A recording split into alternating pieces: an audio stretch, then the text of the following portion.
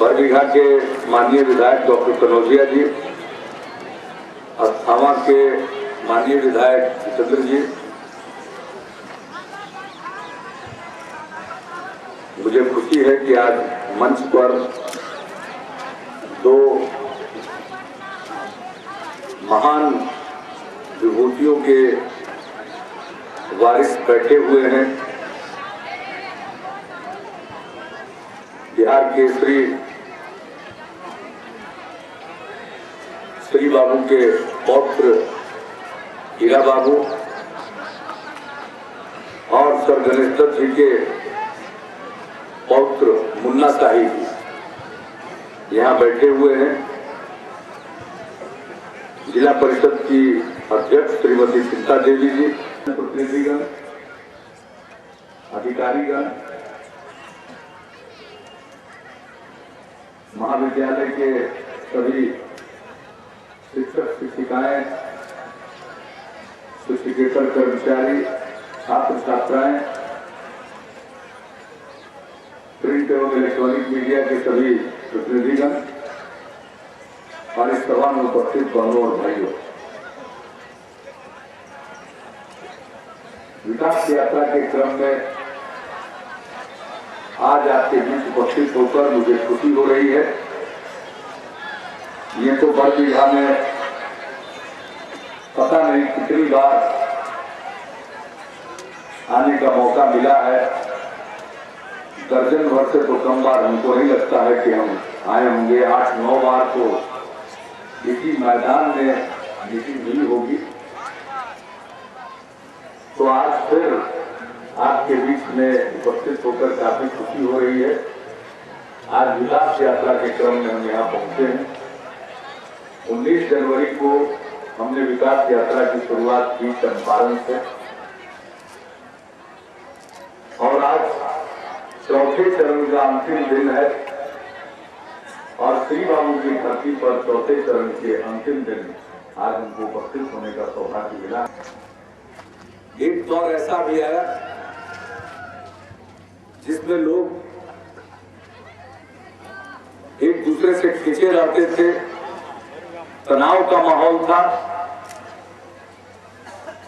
विकास की बात तो कोई करता भी नहीं था, खून खराबा की स्थिति रहती थी। बिहार की चर्चा देश भर में होती थी, लेकिन नरसंहारों के लिए होती थी, अपहरण के लिए होती थी। बिहार के लोगों ने मेरे ऊपर विश्वास व्यक्त किया, मेरे गठबंधन के ऊपर विश्वास व्यक्त किया, काम करने का जनादेश दिया। और मुझे खुशी है कि पिछले 3 वर्षों में अब बिहार की चर्चा किसी नरसंहार के लिए या किसी अपहरण के लिए नहीं होती है, लेकिन बिहार की चर्चा दूसरे अन्य कामों के लिए होती है। बिहार की चर्चा इसलिए हो रही है कि बिहार पहला प्रदेश बना जिसने महिलाओं को 50% आरक्षण दिया, इसके लिए चर्चा हो रही है। हमारे कुछ लोग जो बिहार के रहने वाले हैं, केंद्र में मंत्री हैं, वो सिर्फ मेरी आलोचना करते हैं, लेकिन कमाल है उन्हीं की जो भारत सरकार है वो हमको अच्छे कामों के लिए कभी कभी पुरस्कार देती।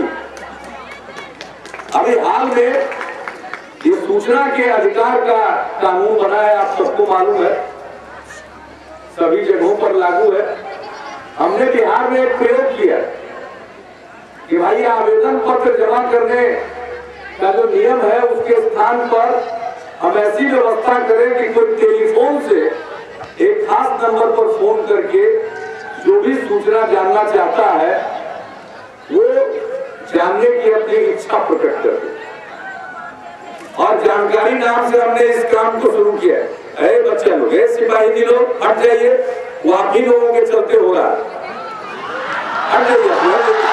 आप मेरा बात सुनो ना, बीच में क्या के लिए लड़ते रहते? इधर कर रहा न्याय से, उधर लड़ रहा सिपाही से, कैसे भी आ जाएंगे? सिपाही आपकी रक्षा के लिए है। आप देख रहे हैं कितना सब लोग जो घूमते रहते थे राइफल का नाल शीशा गिरा करके किनारे करके, नजर आता है जी? बर बाराती में जाते थे तो इतना गोली छूटता था कि बेचारा समियाना वाले का समियाना छेद हो जाता। अब आजकल कहीं कोई गोली चलाता है, अब हथियार लेके कहीं प्रदर्शन होता है। अब सबको पता चल गया है कि हथियार लेके, नाजायज हथियार लेके घूमेंगे, पकड़ाएंगे, आर्म्स एक्ट में मुकदमा होगा, जल्दी स्पीडी ट्रायल में सजा हो जाएगी, 30,000 आदमी को सजा होगी। इसलिए बात सब बढ़िया बढ़िया सुनिए। तो ये जो माहौल बन गया है, इसके चलते लोगों के मन से डर निकल गया। आप बिहार की चर्चा अच्छे कामों के लिए हो रही है, तो हम जानकारी के बारे में जानकारी आपको दे रहे हैं। जानकारी नाम के कार्यक्रम के जरिए आप फोन पर ही हमको क्या सूचना चाहिए आवेदन पत्र जमा करने के बदले लोग लिखा देते हैं। ये ऐसा प्रयोग हुआ, हजारों लोगों ने इसका इस्तेमाल किया कि देश भर में चर्चा हो गई। और कांग्रेस अध्यक्ष ने भी कांग्रेस शासित प्रदेशों को भी कहा कि भाई बिहार में जो ये काम हो रहा है ये आप अपने राज्य में कीजिए। तो बिहार की चर्चा अच्छे कामों के लिए हो रही है। अब बिहार का नाम बदनाम नहीं है, अब बिहार के प्रति लोग आशा भरी निगाह से देखते हैं। बिहार के लोग बाहर जलील होते रहे, यही वो बिहार है जहां दुनिया के लोग ज्ञान प्राप्त करने के लिए आते थे। नालंदा विश्वविद्यालय में बाहर के मुल्कों के लोग पढ़ने आते थे। और युवा पीढ़ी के लोगों को मैं बताना चाहता हूं कि नालंदा दुनिया का सबसे पहला संगठित विश्वविद्यालय। आज यूरोप की तरफ लोग जाते हैं। जब नालंदा ध्वस्त हो रहा था उसी समय यूरोप में ऑक्सफोर्ड विश्वविद्यालय उदित हो रहा है। हम कितना आगे, जब यहाँ के लोग विश्वविद्यालय में पढ़ते थे यूरोप के लोग जंगलों में भटक रहे थे, इतना हम आगे। आज हम पिछड़ गए, हमें अपने पिछड़ेपन को दूर करना, और आज वही बिहार है। अब आए हुए कौन है? आज नालंदा में दौरा चल रहा है, नोबेल पुरस्कार विजेता दुनिया के प्रसिद्ध अर्थशास्त्री अमर्त्य सेन का, प्रोफेसर अमर्त्य सेन वहां आज गए हुए। उनके साथ कौन आए हुए? सिंगापुर के विदेश मंत्री, अनेक दुनिया भर के बुद्धिजीवी आए हुए। नालंदा विश्वविद्यालय का स्वरूप कैसा हो? अब ये बात तय हो गई कि नालंदा में अंतरराष्ट्रीय स्तर का विश्वविद्यालय बनेगा। कलाम साहब उसके पहले विजिटर तय हो गए। अब बात हो रही है कि कैसे इस विश्वविद्यालय का अंतरराष्ट्रीय स्वरूप हो। इसके लिए सारे लोग आकर अध्ययन कर रहे हैं। प्रोफेसर अमर्त्य सेन की अध्यक्षता में जो कमेटी बनी, अब यहाँ से हमको जाना है उन लोगों के साथ हमारी बैठक। तो क्या सुखद संयोग है कि श्री बाबू की धरती पर चौथे चरण का समापन हो रहा है, और यहाँ से हम जाएंगे तो नालंदा विश्वविद्यालय की स्थापना के लिए अंतरराष्ट्रीय ख्याति के अनेक विद्वत जनों के साथ हमारी बैठक हो। तो बिहार बदल रहा है, किन्हीं को दिखाई नहीं पड़ता है तो हम उनकी मदद नहीं करते। हम ये जो विकास यात्रा का प्रोग्राम था उसमें जगह जगह स्वास्थ्य शिविर भी लगा रहे थे, हर जगह। अब किसी का आंख में कुछ कमी है तो आंख का डॉक्टर इलाज करने के लिए था, लेकिन अब किसी को देखना ही पसंद नहीं हो, हम क्या मदद कर सकते हैं? लेकिन बिहार बदल रहा, बिहार बदलेगा और आपके बल पर बदलेगा। कोई हमारे चलते नहीं बदलेगा, बल्कि बिहार वासियों के मेहनत के बल पर बदलेगा। हम एक ही बात कहने हैं कि भाई समाज का जो एक वातावरण सुधरा है, बना है, हम आप सबसे यही अपील करें, यही भाईचारे का माहौल रहे। हिंदू मुस्लिम एकता का, सभी जातियों के बीच में तनाव नहीं, खिंचाव नहीं, नफरत नहीं, वैमनस्य नहीं, बल्कि सहिष्णुता का, भाईचारे का माहौल बने। तो हिंदू हो या मुसलमान, अगड़ा हो या पिछड़ा, अति पिछड़ा या दलित या महादलित, स्त्री हो या पुरुष, सब लोग अगर मिल जाएंगे और आपस में एक भाईचारे का माहौल रखेंगे तो मेरा पक्का विश्वास है कि बिहार विकास की बुलंदियों पर पहुंचेगा, नई ऊंचाइयों को प्राप्त करेगा और श्री बाबू का सपना साकार होगा। इसलिए बहनों और भाइयों, आज हमको ज्यादा कुछ नहीं करना है। अनेक योजनाएं भी आज उद्घाटित हो रही है। 47 योजनाओं का उद्घाटन हुआ, जिन पर कुल लागत आई है 28 करोड़ 73 लाख रुपए की। 65 योजनाओं का शिलान्यास हो रहा, जिस पर लागत आएगी 45 करोड़ 80 लाख रुपए की। तो कुल 74 करोड़ 53 लाख रुपए की योजनाओं का भी उद्घाटन और शिलान्यास हुआ।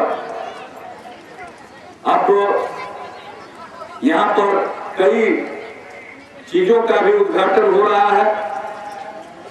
सदर अस्पताल का, ये ललन बाबू ने कहा कि 100 बेड का होना चाहिए, ये 110 बेड का अस्पताल होगा।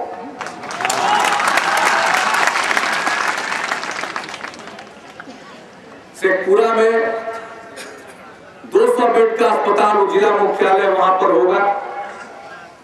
तो इस प्रकार से हर क्षेत्र में, अब यहाँ पर ठीक उन्होंने मांग की ललन जी ने, पशुपालन की तरफ भी यहाँ के लोगों का ध्यान है, इसलिए यहाँ पर दुग्ध संग्रहण केंद्र तो होगा ही, यहाँ चिलिंग प्लांट भी लगवाया जाएगा ताकि वो दूध संग्रहित हो, फटे नहीं, ठंडा किया जा सके यहाँ, और यहाँ से फिर अपना टैंक लॉरी में पटना या दूसरी जगहों पर जिस डेयरी के साथ उसको जोड़ा जाए वहां जा सके, ये व्यवस्था होगी। आज हम लोग आए हुए हैं यहाँ कॉलेज के प्रांगण में, सब दिन यहाँ पर आते हैं, तो यहाँ के बारे में मांग हुई कि पीजी की पढ़ाई होती थी, फिर से होनी चाहिए। हमारे शिक्षा विभाग के अधिकारी हमारे साथ हैं, हमने इनको कहा, इन्होंने तुरंत बात कर ली है वाइस चांसलर से भी, और यहाँ पर फिर से पीजी की पढ़ाई की शुरुआत करने के लिए जो जरूरी काम है वो किया जाएगा। इसके अलावा कॉलेज के लोगों के साथ शिक्षा विभाग के हमारे अधिकारियों ने भी चर्चा की है, वो सारी बात कर रहे हैं कि और भी जो प्रोफेशनल पढ़ाइयां हैं वो यहाँ पर करें। हम लोगों की तरफ से इनको पूरा सहयोग और मदद दिया जाएगा। हमारे विधायक जी जब बोल रहे थे, समारोह के अध्यक्ष हैं भाई, अंग प्रत्यंग को जोड़ने वाले डॉक्टर हैं, माइक्रो सर्जरी के डॉक्टर, आपकी सब बात समझते हैं। जिला नहीं बना तो प्रमंडल बनाने के चक्कर में, वैसे वो कहना चाहते थे कि अनुमंडल बनाया गया,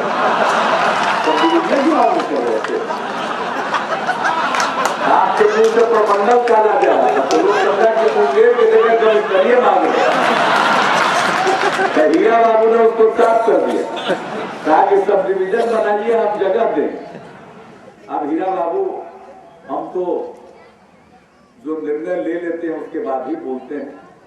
अब लोगों का भाव, आपका भाव, विधायक जी का भाव, ललन बाबू की इच्छा, और सबसे ऊपर जो आप हैं जिनके दरवाजे पर हम सरकार को खड़ा कर रहे हैं, उनकी इच्छा है, मनोभाव है, तो निर्णय लेकर के फिर हम आपके बीच में आएंगे। आज उसके बारे में जब कोई पहले से फैसला नहीं लिया तो आकर के यहाँ पर करने से क्या फायदा है। हमने बिहार में और कुछ अनुमंडल को बनाने के लिए, कुछ प्रखंड के सृजन के लिए, मैंने उप मुख्यमंत्री जी की अध्यक्षता में, श्री सुशील कुमार मोदी जी की अध्यक्षता में मंत्रिमंडल की एक कमेटी बना दी है। मैं जा करके सुशील जी को कह दूंगा कि हमारे बरबीघा के लोग भी अनुमंडल की मांग कर रहे थे, और जब एक साथ पूरे बिहार का निर्णय होगा तो यहाँ के बारे में भी निर्णय करके हम उसके बारे में पूरे तौर पर निर्णय लेकर उस पर अमल करने की कोशिश करेंगे। और आपने बड़ा अच्छा काम बता दिया, ये उसको बड़ा फायदा देगा। जब आप कहें कि इसका अनुमंडल बनाने के लिए जमीन भी हम देंगे, वैसे तो आप दानवीर हैं, इसमें कोई शक नहीं है। मैं आपका भी हृदय से आभारी हूं, अभिनंदन करता हूं। आप सब लोग विकास यात्रा के इस मौके पर हमारा मनोबल ऊंचा करने के लिए आप आए। मैं तो इस धरती पर यही संकल्प लेने आया हूं कि हम सब मिलकर बिहार का विकास करेंगे। और मैं हर सभा में कहता हूं, देखिए भाई, हम हर साल का काम का लेखा जोखा जनता के सामने प्रस्तुत करते हैं। 3 साल हो गया, 3 रिपोर्ट कार्ड हम रख चुके हैं, 4था साल बीत रहा है, 4था रिपोर्ट कार्ड भी रखेंगे, और अगला साल 5वां साल है, चुनाव का साल। तो 6 महीना में ही पूरे 4.5 साल का एक बार जो हमने किया उसका रिपोर्ट हम आपके सामने रखते हैं और खुद भी चारों तरफ नजर दौड़ा करके हम देख लेंगे।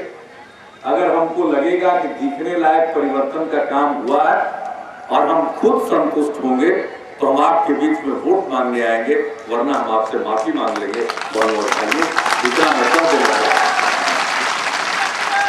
इसलिए आप इसकी चिंता छोड़ दीजिए, विकास की चिंता वो तो हम लोग करेंगे। आप सिर्फ ये जो भाईचारे का माहौल है इसको बनाए रखें।